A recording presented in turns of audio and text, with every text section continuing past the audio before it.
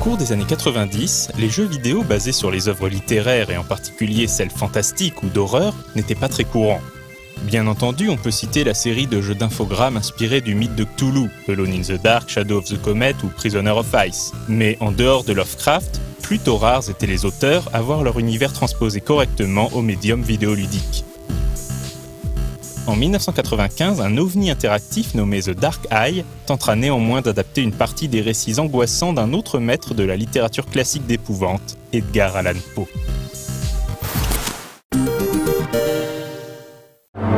Basée en Californie et fondée en 1994 par Michael Nash, la société Inkscape s'était rapidement fait remarquer pour la qualité de ses productions multimédia réalisées à l'aide du logiciel Macromedia Director, en partenariat avec le groupe de musique expérimentale The Residents. Un an plus tard, The Dark Eye marque toutefois un net changement de registre. Comme dans Myst, le joueur s'y déplace à la souris, d'écran en écran, dans un monde en 3D précalculé. Cet univers est peuplé de marionnettes pseudo-réalistes aux visages fixes et inquiétants, animées image par image en stop-motion via des vidéos ou par succession d'écrans. À la supervision de celle-ci, on trouvait l'animateur Doug Beswick, qui avait travaillé sur les séquences animées des films Evil Dead 2 et Beetlejuice.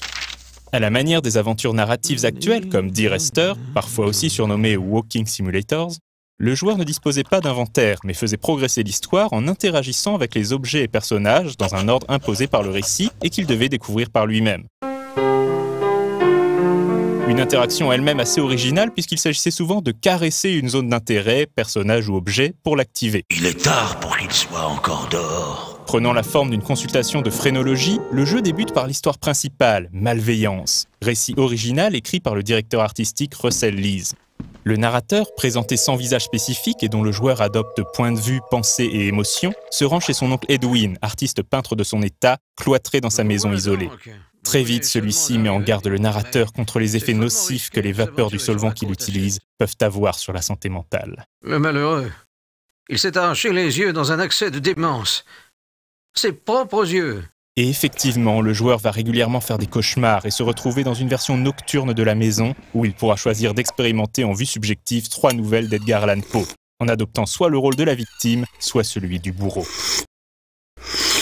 Le joueur choisit l'une ou l'autre de ses personnalités en caressant le reflet renvoyé par chacun des objets symboliques présents dans la demeure. Dans Le Cœur révélateur, le joueur pouvait ainsi se retrouver dans la peau d'un vieil homme fatigué, vivant dans la nostalgie du passé.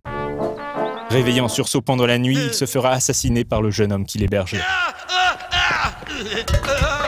En adoptant au contraire le point de vue de son bourreau, on découvrira l'obsession de celui-ci pour l'œil aveugle du vieillard et son habitude de l'espionner pendant son sommeil à l'aide d'une lanterne. Furtivement. C'est aussi dans ce rôle que l'on pouvait accéder à la fin de la nouvelle d'origine.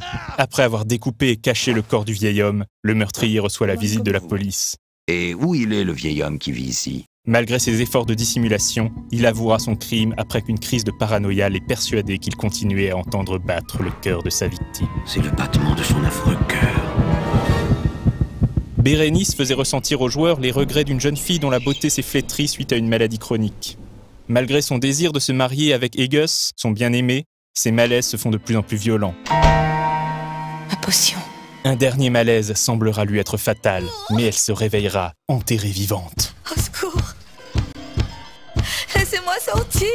Dans le rôle d'Aegus, renfermé et cloîtré en permanence dans son bureau, le joueur sera régulièrement en proie à des hallucinations indiquant la descente progressive de ce dernier dans la folie et son obsession pour les dents de sa bien-aimée. Une fascination morbide qui lui fera commettre l'irréparable. Enfin, la barrique d'Amontillado se déroule pendant le carnaval de Venise et met en scène la vengeance de Montrésor sur le riche et égoïste Fortunato. Une vengeance qui s'accomplira par l'emmurement de ce dernier dans les souterrains labyrinthiques des caves de la propriété de Montrésor. Pour l'amour de Dieu, Montrésor! S'il choisissait d'adopter le point de vue de l'infortuné Fortunato, le joueur devait alors se laisser manipuler, enchaîner et terminera le récit avec un aperçu de la terreur claustrophobique qu'inspire un emmurement et la perspective morbide de sa fin prochaine. Toute la semaine prochaine. 3 récits pour 6 personnalités aux destins horrifiques. Régulièrement, au cours de leur progression, il était d'ailleurs possible de changer de point de vue lors d'un zoom prolongé sur le personnage victime ou bourreau, même si malheureusement cela n'avait pas d'incidence sur le déroulement des récits, ni bien entendu sur leur macabre conclusion. Chaque histoire terminée dans un des rôles remplissait une case de la carte de phrénologie et il était ensuite possible de la rejouer à loisir. Chacune prenait également la forme d'un tableau peint par Edwin et exposé dans la galerie de l'histoire principale, tout en la faisant avancer vers son issue tragique. Tragique en effet, car si elle débutait de façon plutôt classique, si tant soit peu qu'on puisse trouver normal qu'Henri, le frère du narrateur, lui annonce qu'il va se marier avec sa cousine, l'opposition violente et les machinations du vieil Edwin pour s'opposer à cette union va compliquer la situation. Le destin frappera avec le décès de la cousine. Du sang. Et comme dans la nouvelle La chute de la maison Usher, l'obstination du frère à la croire vivante au péril de sa propre vie. Je l'entends chuchoter. J'entends même les pulsations de son cœur. À la manière de ces similitudes scénaristiques, quelques clins d'œil à d'autres œuvres de Poe étaient aussi dissimulés dans les décors des histoires, pour qui prenait le temps de les explorer. Il était possible également d'accéder à la lecture de 2 récits intégraux, non interactifs mais illustrés par des artistes sous forme de diaporamas. Le poème sentimental et mélancolique Annabel Lee, Que le vent s'en vint tombant à la nuit, geler et me ravir Annabel Lee. ainsi que le Masque de la mort rouge, nouvelle où le fléau de la peste rouge s'incarne en spectre et sème l'épouvante et la désolation au milieu du bal masqué donné par le prince Prospero. Et tous les convives tombèrent, un à un, dans les salles de l'orgie inondées d'une rosée sanglante. Si le côté artistique du jeu et ses moyens techniques limités ne lui permettaient pas d'être trop explicite graphiquement, son ambiance étrange et la mise en scène en vue subjective étaient suffisamment marquantes psychologiquement pour laisser une impression durable sur les joueurs qui l'ont essayé. L'ensemble était brillamment souligné par les musiques et ambiances sonores éclectiques du musicien anglais Thomas Dolby, pionnier dans le domaine de la musique électronique.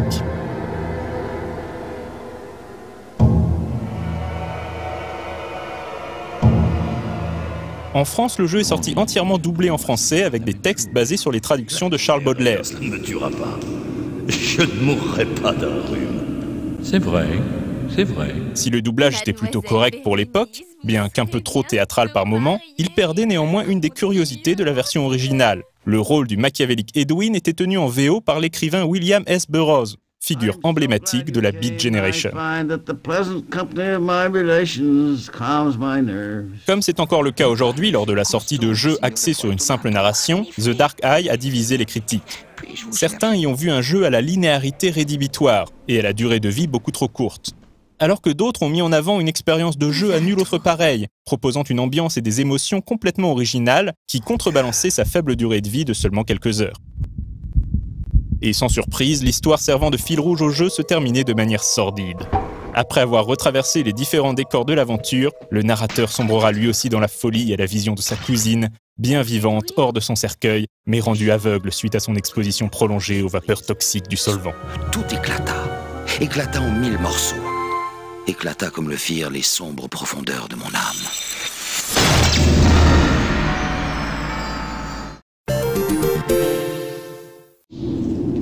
Si The Dark Eye reste aujourd'hui un titre inconnu du grand public et quasi inclassable de par son contenu hors norme, l'ambiance angoissante qu'il instaurait aura néanmoins marqué les joueurs qui l'ont découvert à l'époque. Elle est morte. Aujourd'hui encore, il garde un certain attrait sur Internet en tant qu'ancien jeu bizarre à tester. Quand débarrasseront-ils les rues de ces voyous? La société Inkscape, quant à elle, développera un autre titre étrange et décalé, Adventures of the Smart Patrol, basé sur le groupe de New Wave américain Devo, mais fermera définitivement ses portes en novembre 1997. Vous avez fait des cauchemars cette nuit, non?